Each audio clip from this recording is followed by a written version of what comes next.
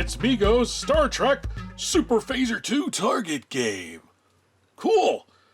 I remember seeing these in the Christmas catalog back in the 70s. Originally retailed for $11.44 back in 1976. In today's dollars, it'd be $61.88. So a pretty expensive toy. I didn't get one of these for Christmas back then. I didn't really ask for one. I actually asked for the CSF controlled space flight toy. I think it was made by Remco. It was the Enterprise Vertibirds, what it was, which I thought was pretty awesome. Anyway, we're talking about this toy. I remember seeing the commercials for this toy on TV, and I thought it was a cool toy. Didn't really have a whole lot of interest in it. I love Star Trek, and you know, if I had been given one of these, I would play with it, but I didn't go out and ask for one.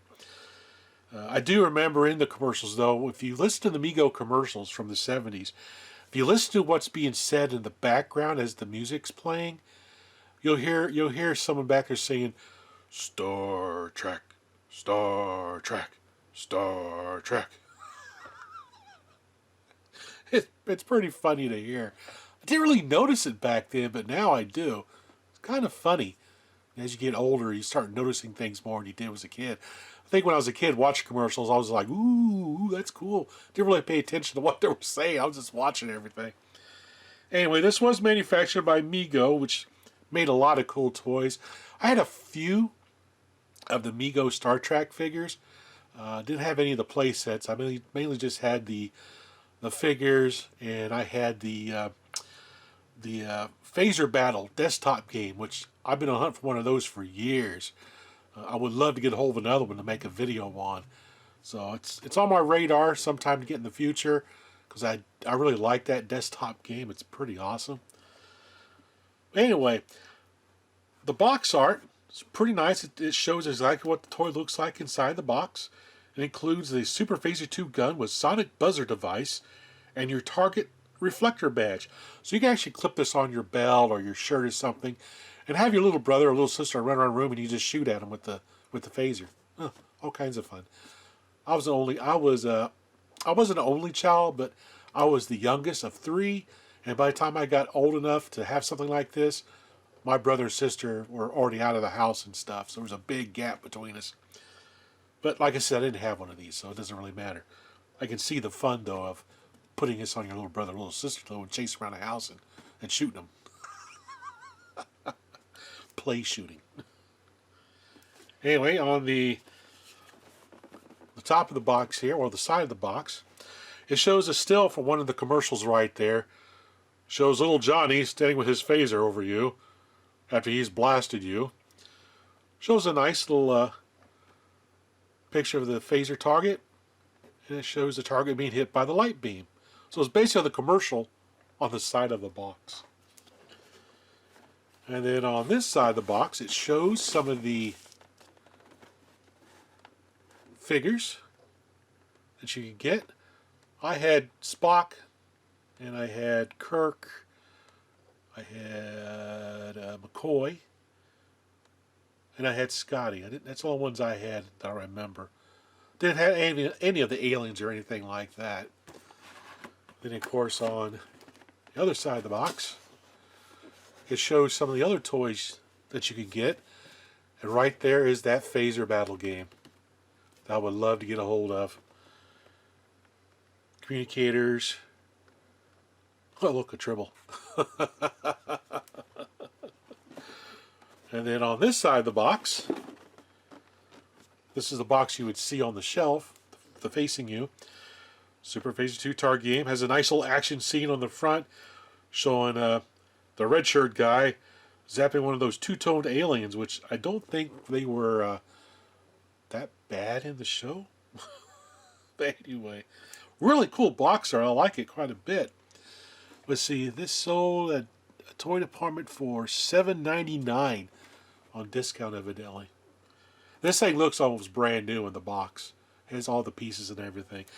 So let's go ahead and open the box up. We'll slide the phaser out. Just like so.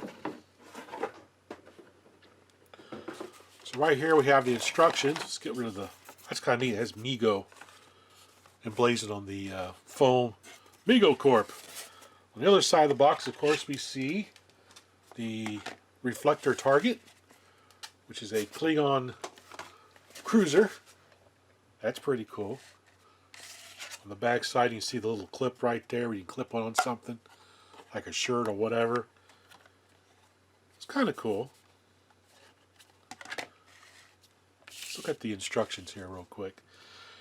So explains, have your power switch, the buzzers underneath, your trigger, the light sensor, the lens, and the lens cover. Do not cover the light sensor while shooting. Yeah, because you won't know if you hit it or not. Pretty simple instructions, not a whole lot to it. On the back side, shows you how to put batteries in. It runs on 2 AA batteries and a 9-volt battery. Now the 9-volt battery, I believe, is used for the light circuit itself. It has a very unique light circuit inside, which I'll talk about here in a minute. Also shows how to replace your bulb. Pretty straightforward. So now let's take a look at the super phaser itself. This is kind of cool.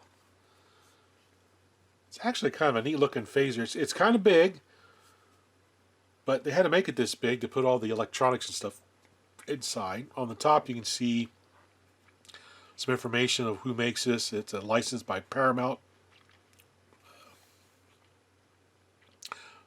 Pictures Corp. 1976.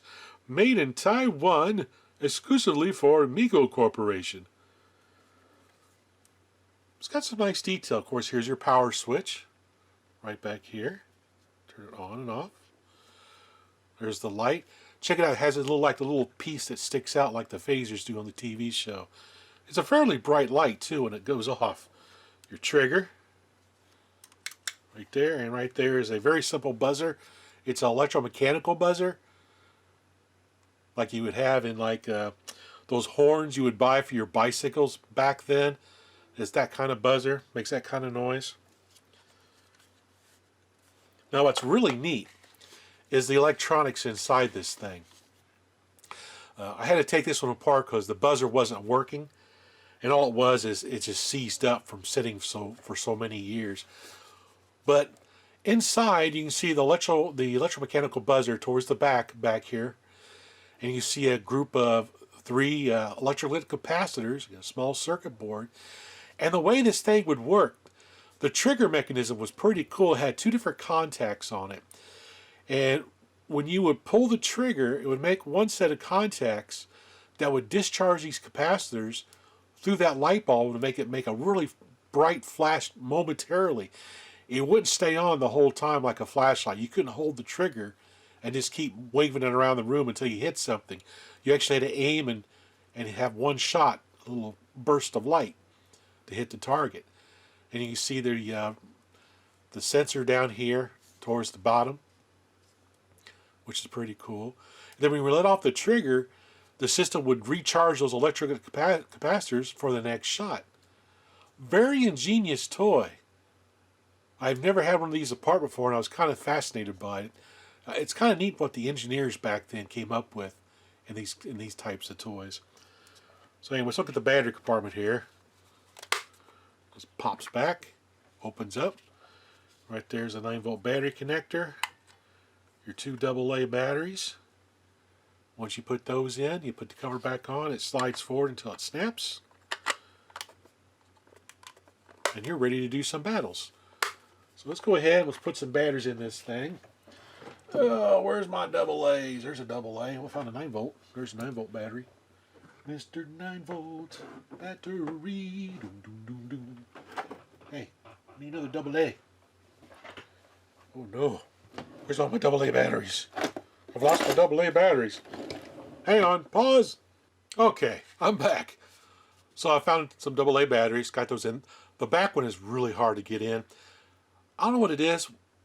These modern batteries don't really fit too well in these older toys. I just wonder if they changed the size of these or something. But anyway, no here or there. So I got my 2 AA's. I got my 9-volt battery in there. So when I pull the trigger, you can see it makes a nice little flash. If I hold the trigger, it just has the one flash and that's it. It's pretty bright. Okay, let's put the cover back on it. Attempt to put the cover back on it. Maybe. Yeah, like I said, these batteries. There we go. There. Now it's a complete unit. So I turn it off this way. So right here it's on. Now watch this. When I turn it off, I'll still get one more shot out of it because the capacitors are still charged. Pretty awesome. Alright, let's set the target up and see how well I can hit it. Alright, got my target set up. Let's see if I can hit it on the first try here. Nope. Oh yeah, hit! Nope. Oh, 2 out of 2. Oh, 2 out of 3. 2 out of 4. 2 out of 5. I am a terrible shot.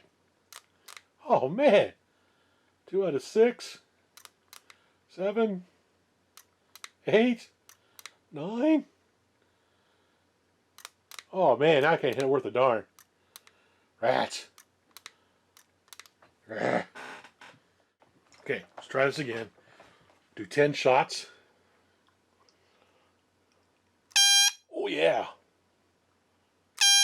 Oh yeah. 3, 4, 5, 6, 7, 8, 9. Perfect shot. Awesome. Now you can make it more challenging for yourself by moving the target a little bit farther away. If you move the target farther away, I'm going to move back a little bit. So right now the target's probably 10 foot away. So see if I can hit it from back here.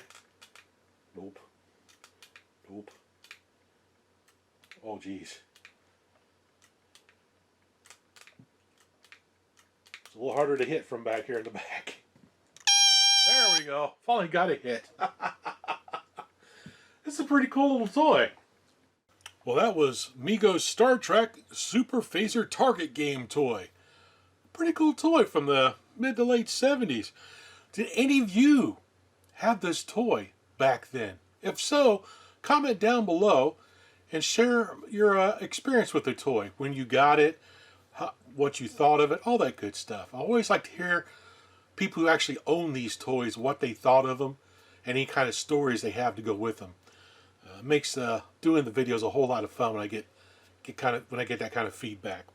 Anyway, as always, everyone, thanks for watching, and live long and prosper. Star Trek Super Phaser 2 Target Game, new from Mego.